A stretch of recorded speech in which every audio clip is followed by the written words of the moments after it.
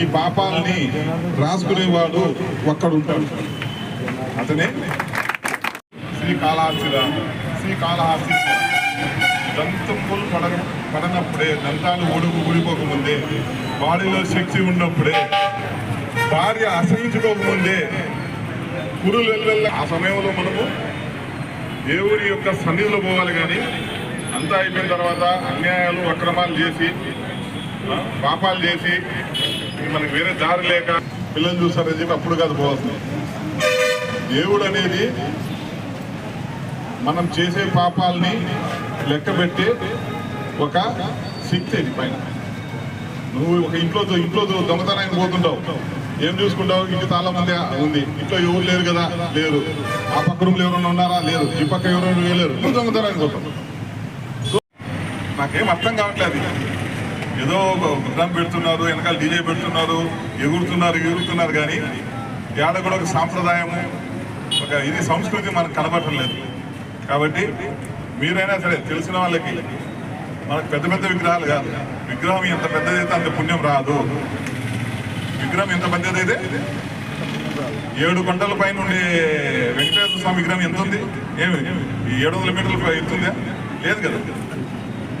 దాన్ని ఆరాధించే గుణం మనకు ఉండాలి, దాన్ని పూజించే విధానం మనకి తెలిసి ఉండాలి. ఓకే, ఈ అవకాశం ఇచ్చినందుకు అందరూ ధన్యవాదాలు తెలియజేసుకుంటాను. థ్యాంక్ యూ, నమస్కారం. Thank you sir. చాలా మనందరూ కూడా అభినందనలు తెలియజేయాలి.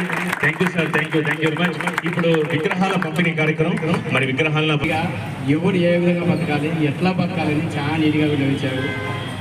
ఇక్కడ వచ్చిన నాడు చూసుకున్న పిల్లలు కూడా ఈ సార్ చెప్పేదాన్ని కొద్దిగా అబ్జర్వ్ చేసి భగవద్గీత చదివి మనలో నైపుణ్యాన్ని తీసుకురండి బయటికి. చాలా యూత్ వచ్చింది ఇక్కడ, అంతా 20 బిలో అబ్బాయిలు వచ్చారు. కాబట్టి మీరు కూడా సార్ చెప్పడాన్ని మరొక్కసారి మనన చేసుకొని ఆ విధంగా ముందుకెళ్ళండి.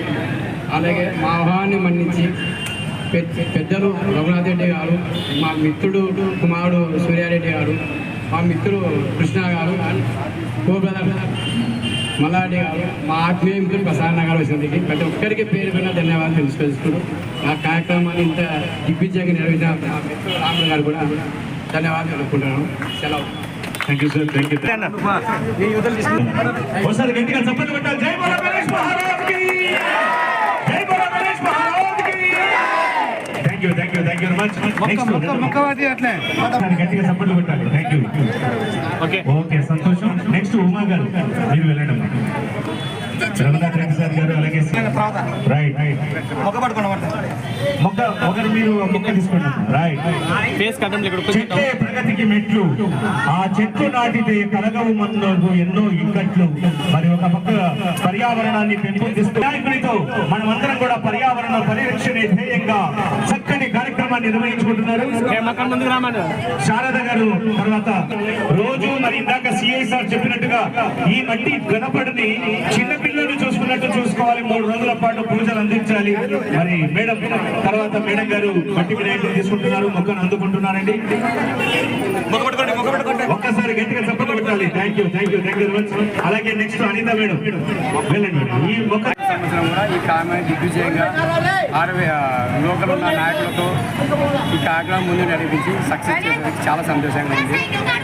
ముందు కూడా ఆ దేవదేవుడు ఇదే ఇవ్వాలని, ఆర్థికంగా నాకు బలం ఇవ్వాలని కోరుకుంటున్నాను. 8 ఏళ్ళు అయిందన్నా? 8 ఇప్పుడు 8 ఏళ్ళు.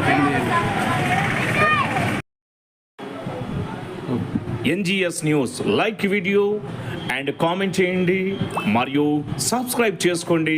ఎల్లవేళలా న్యూస్ కోసం ఇప్పుడే సబ్స్క్రైబ్ చేసుకోండి. ఎన్జిఎస్